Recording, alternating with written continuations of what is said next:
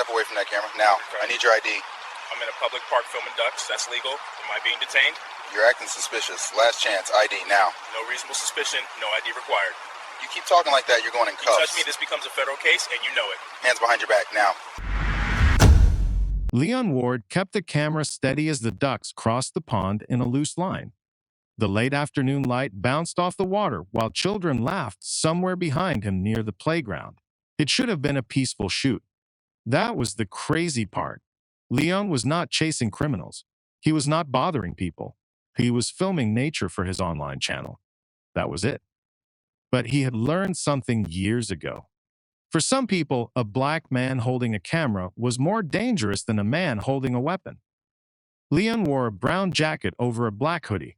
The hoodie helped block the wind, but the jacket mattered more. It had deep inside pockets where he kept extra batteries and memory cards. The microphone mounted on top of the camera moved slightly as he shifted his stance beside the pond. He noticed the officer again. The white cop was no longer pretending to walk casually. Now he was heading directly toward him with purpose. Fast steps, hard expression, eyes locked onto Leon like he had already decided something. Leon quietly hit record on the second body camera clipped near his chest. He always did that around police, not because he hated cops, because experience taught him to protect himself. The officer stopped only a few feet away. People nearby started slowing down without even realizing it. Americans loved public drama, especially when police got involved. A teenage couple paused near a bench. An older woman pulling a small dog stopped walking completely. The officer's voice came sharp and loud. "Step away from that camera now. I need your ID." Leon turned slowly toward him without lowering the camera. "I am in a public park filming ducks. Is that illegal? Am I being detained?" The officer's jaw tightened instantly. He clearly did not expect calm questions. "You are acting suspicious. Last chance, ID now." Leon stayed still. No reasonable suspicion, no ID required. That sentence changed everything. The officer's face darkened with anger so fast it almost looked personal. Most people folded the second police raised their voice. Leon did not. That bothered him. "You keep talking like that, you going in cuffs." Leon stared directly into his eyes. "You touch me, this becomes a federal case and you know it." A few people nearby gasped quietly. The officer stepped closer. "Hands behind your back now." Leon's heart started pounding harder, but his face never showed it. This was the dangerous moment. Not the yelling, not the threats. The dangerous moment came when an angry officer realized somebody knew their rights. Because pride made people reckless. The officer grabbed Leon's arm roughly. The camera tilted sideways for a second before correcting itself. The microphone caught every sound clearly. Water splashed softly behind them while ducks drifted farther away from shore. Leon spoke loudly enough for witnesses to hear. "I do not consent to unlawful detention." The officer twisted Leon's wrist harder. "Stop resisting." "I'm standing still. Stop resisting." People were openly watching now. Phones came out. A man in a blue jogging suit started recording from 20 feet away. Two teenage boys pulled out their phones too. The older woman with the dog whispered something nervous under her breath. The officer looked around and noticed. That made him angrier. He hated witnesses. "You think you're smart?" He snapped at Leon. "People called about you." Leon frowned. "Who called?" "You fit the description." "There it is," Leon said quietly. The officer froze for half a second. He knew exactly what Leon meant. Black. Camera. Public park. That was the description. Nothing else. The officer tried pulling Leon toward the walking trail, away from the growing crowd, but Leon planted his feet. "Why am I being detained?" The officer ignored the question. "What's in the bag?" "Camera equipment." "Open it." "No warrant." The officer leaned closer until their faces were only inches apart. "You people always make everything difficult." Silence hit the area immediately. Even the jogger lowered his phone slightly after hearing that. Leon looked directly at him. "You people?" The officer realized too late what he had said. His eyes flicked toward the growing audience. Now more phones were recording. A father standing with his daughter started shaking his head slowly. The officer changed tactics fast. "You are escalating the situation." Leon almost laughed at the insanity of that statement. The man threatening handcuffs was accusing him of escalation for standing beside ducks with a camera. Sirens suddenly echoed in the distance. Backup. Of course, the officer had called backup. Leon looked around carefully. Bad sign.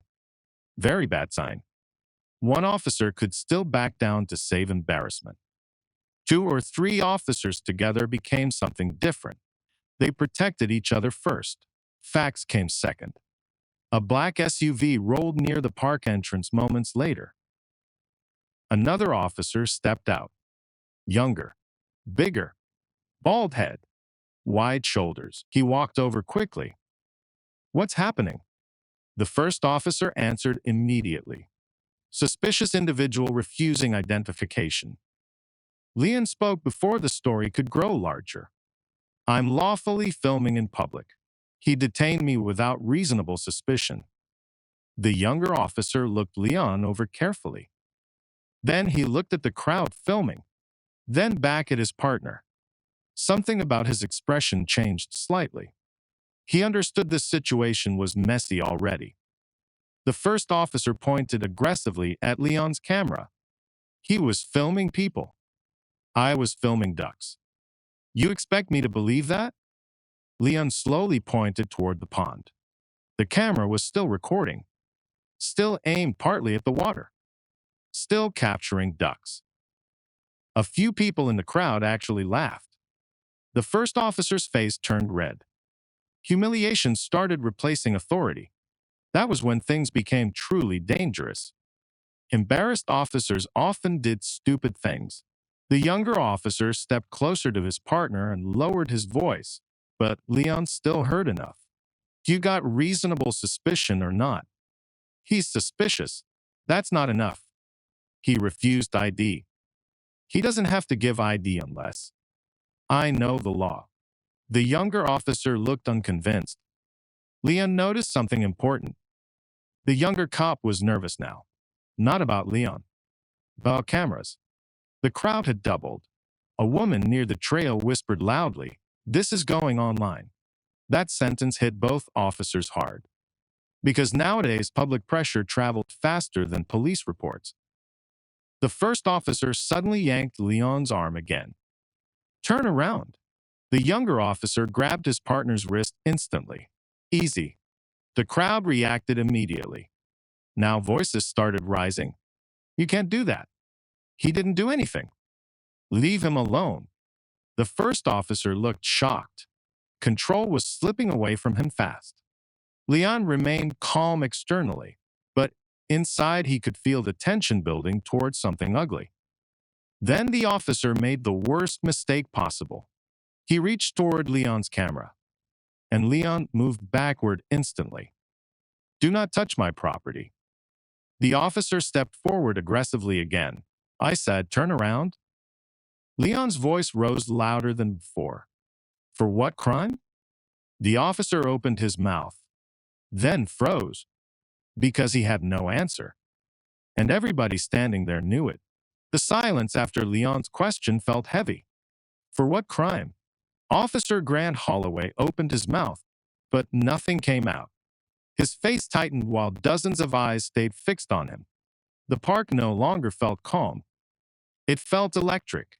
The crowd had grown so large that people near the walking trail were stopping just to see what was happening. And every single phone was pointed at him. Leon could hear his own heartbeat now, not from fear alone, from experience. He knew moments like this could swing in 2 directions very fast. Either the officer backed away, or somebody's life changed forever. Holloway looked around again and saw the cameras recording from every angle. The teenage boys, the jogger, the father with his daughter. Even the older woman with the dog was filming now with shaky hands. That embarrassed him. A white officer used to control suddenly standing powerless in front of witnesses was a dangerous thing. Officer Brent Coulter, the younger cop, spoke carefully. "Maybe we should slow this down." Holloway snapped toward him. You taking a side? I'm taking the side that keeps this from becoming a problem. It already is a problem. Leon answered calmly. No, your ego became the problem. Several people reacted loudly. One man muttered, damn. Holloway's face turned red again. You think this is funny? I think you approached me looking for a fight. You fit a suspect description. Leon nodded slowly. Describe the suspect. Holloway hesitated again. Black. Male. Camera. That was all he had. Everybody knew it. The crowd knew it too. One of the teenagers shouted, That's racist. Holloway pointed instantly toward the boy. You stay out of this. Or what? The teenager fired back. Coulter stepped between the crowd and Holloway immediately. He could feel the situation heating up fast now. Too many emotions. Too many witnesses. Too many recordings. Leon noticed something else. Holloway's right hand kept twitching near his belt, near the handcuffs, near the taser. That made Leon extremely alert, because angry officers sometimes used force first and explanations later. Leon spoke slowly and clearly for the cameras. I am legally allowed to film in public. The First Amendment protects that right. Holloway laughed coldly. You people read one thing online and think you're lawyers. There it is again, Leon replied quietly. The crowd reacted louder this time. A woman near the bench shouted, What do you mean by you people? Holloway ignored her completely, but his mistake was already hanging in the air. Leon could see the officer unraveling mentally. Holloway came expecting obedience. Instead, he found resistance, witnesses, and knowledge of the law. That combination was crushing him. Coulter lowered his voice toward his partner again. Let it go. Holloway stared at Leon with pure anger. He's provoking. He's standing still. He's refusing commands. Commands aren't laws. That line hit hard. Even Leon looked slightly surprised hearing another officer say it. For the first time since the confrontation started, Holloway looked isolated. Then came the moment nobody expected. A voice shouted from deeper in the crowd. I know him. Heads turned instantly. A tall black woman pushed through the people holding her phone high. She wore running clothes and looked furious. Leon recognized her immediately. Nia Brooks. Local reporter. Independent journalist. Huge following online. And she was live streaming. Holloway's expression changed the second he realized who she was. Badly. Very badly. Nia walked straight up near Leon. This man films public spaces all over the city. He's harmless. Holloway crossed his arms. Stay back. No. She fired back instantly. You detained somebody without articulable suspicion. The legal wording hit him hard. He pointed aggressively at her phone. Turn that off. Nia smiled coldly. That's not happening. The live stream comments were exploding so fast she could barely read them. Thousands were already watching. Leon finally understood why Holloway looked nervous now. This was no longer a park confrontation. This was public. Permanent. The officer suddenly changed his tone slightly, trying to regain control. We received calls about suspicious activity. Nia answered immediately. What activity? He was filming. In public. He made people uncomfortable. Leon spoke sharply. My rights don't disappear because somebody feels uncomfortable seeing a black man with a camera. Silence again. That sentence landed directly on the crowd. People nodded. Even some who originally looked unsure were now leaning toward Leon's side. Holloway realized it too. He was losing, and losing publicly. His breathing grew heavier. Then his radio suddenly crackled. Unit 12, status check. Holloway grabbed the radio quickly. Situation under control. That was a lie. Nothing about this was under control anymore. Nia looked toward Leon carefully. You okay? For now. But Leon knew something the crowd didn't. Officers who felt humiliated sometimes searched for revenge later. Not immediately. Later. Quietly. Traffic stop. False charge. Harassment. He had seen it happen before. Holloway stepped closer again. You carrying weapons? No. Mind if I pat you down? No. Why not? Because rights exist. That answer nearly broke him. You think you know everything? Leon shook his head. No. I just know enough to survive encounters like this. The racial tension in the air became impossible to ignore after that. Even people saying nothing understood exactly what Leon meant. A father quietly pulled his young daughter slightly farther away. Not from Leon, from the officers. Coulter noticed that too, and it bothered him. Holloway suddenly pointed toward Leon's chest. What's that clip there? Body camera. The officer froze. You've been recording this entire time? Yes. Nia almost smiled. The crowd erupted into murmurs instantly. Now Holloway looked genuinely worried.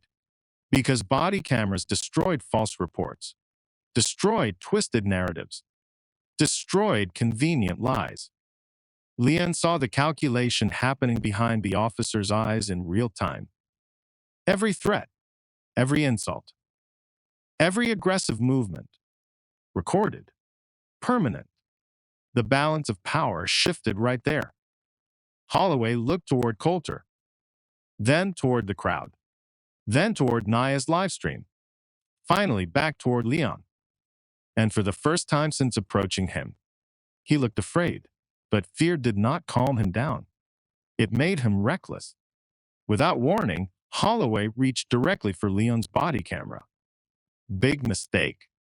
Leon jerked backward instantly. Do not touch me.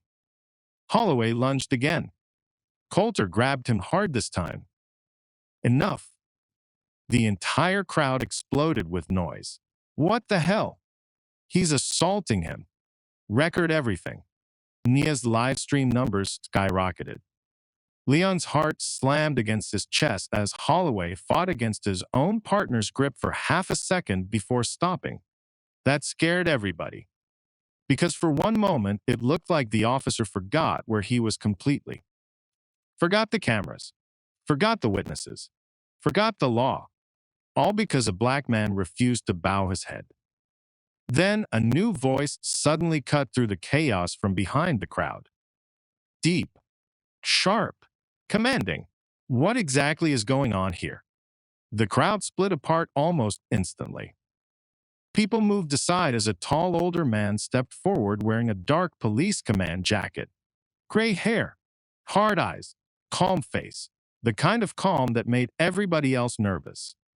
Chief Roland Pierce. Even Officer Brent Coulter straightened up immediately, but Officer Grant Holloway looked sick the second he saw him. That told Leon everything he needed to know. The chief scanned the scene carefully without speaking. His eyes moved from Holloway's clenched fists to the crowd recording on phones, then to Nia Brooks live streaming, finally to Leon standing beside the pond with the camera still rolling. The ducks still floated peacefully behind him like none of this madness existed. Pierce spoke slowly. Somebody start talking. Holloway answered first, fast and defensive. We got calls about suspicious activity. Subject refused identification and became combative. Leon almost laughed hearing that. Combative? He had barely moved. Before Leon could answer, several people in the crowd started talking over each other. That's not true. He was filming ducks. The officer grabbed him first. He threatened him. Pierce raised one hand calmly. Everybody quieted down. That alone showed power. Real power did not need yelling. Pierce turned toward Leon. You recording? Yes. From the beginning? Yes. The chief nodded once. Then he looked toward Nia. You live streaming? 10,000 viewers right now, she answered coldly. That hit Holloway like a brick. Leon saw sweat forming near the officer's temple despite the cold air. Pierce looked at Holloway again. You touch his equipment? No. Leon spoke immediately. He reached for both cameras. Coulter hesitated. That hesitation lasted maybe 1 second. But it mattered. Pierce noticed. The chief's eyes narrowed slightly. Officer Coulter. Coulter looked trapped. Then he sighed quietly. He did reach toward the cameras. Holloway snapped toward him. Seriously, you did. The betrayal on Holloway's face was obvious. But Coulter looked more concerned about surviving the situation than protecting his partner now. Pierce stepped closer to Leon. Sir, were you informed why you were being detained? No. Were you detained? Yes. Based on? Leon answered carefully. Filming while black. A few people in the crowd murmured agreement immediately. Pierce stayed expressionless, but Leon noticed something small. His jaw tightened. The chief turned slowly toward Holloway. What exactly was the reasonable suspicion? Holloway folded his arms. He matched the caller's description. Pierce waited. The silence stretched. Everybody knew the question wasn't finished. Finally, the chief spoke again. What description? Holloway hesitated too long. That was enough. Pierce already understood. The crowd understood too. Nia lowered her phone slightly toward Holloway. You can say it. He refused to answer. Because now even he realized how terrible it sounded. Black man. Camera. Park. That was it. Nothing criminal. Nothing dangerous. Just existing while black with expensive equipment. Pierce exhaled slowly through his nose. Then he noticed the body camera clipped to Leon's chest. You said you recorded everything? Yes. Would you be willing to share footage? Yes. Holloway immediately interrupted. We don't need civilian footage. Pierce looked at him sharply. That wasn't a request for your opinion. The crowd reacted loudly to that. Holloway's authority was crumbling piece by piece. Leon could see anger boiling inside him now. Dangerous anger. Humiliated anger. Then the chief asked the question that changed the entire situation. Holloway, did you threaten arrest? The officer stayed silent. Did you? He was being non-compliant. That's not what I asked. Another long pause. Finally, Holloway muttered, yes. Pierce nodded slowly. For refusing ID? He escalated. How? He challenged authority. The second those words came out, Coulter closed his eyes briefly like he already knew how bad that sounded. Pierce stared at Holloway for several seconds. Then the chief asked quietly, do you hear yourself? Silence. Even the wind seemed quieter now. Leon looked around the park. More people had gathered near the pond than ever before.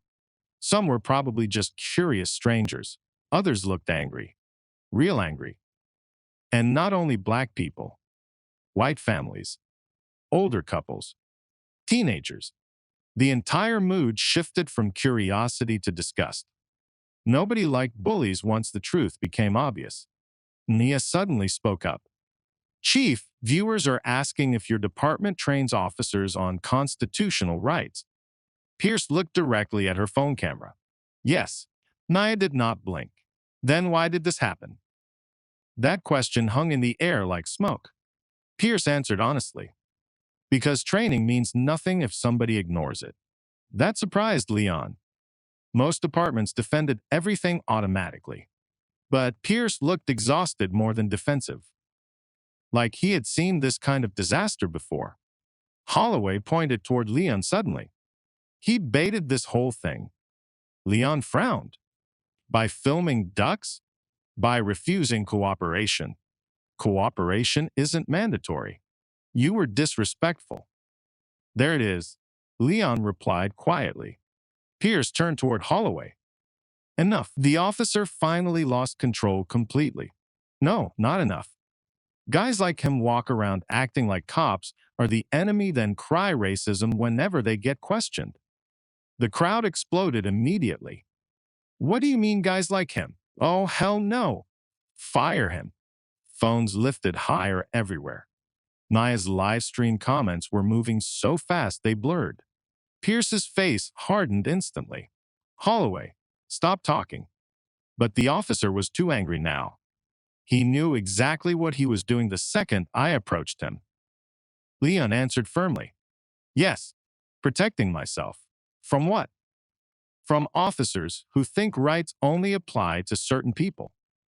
That line hit harder than anything said all afternoon. Even Coulter looked down at the ground, because deep inside, he knew Leon was right. Holloway suddenly stepped toward Leon again. Aggressive. Fast. Too fast. And instinct took over. The crowd screamed. Several people jumped backward. Coulter grabbed Holloway instantly before he reached Leon. Pierce barked loudly, "Stand down." For one terrifying second, it looked like Holloway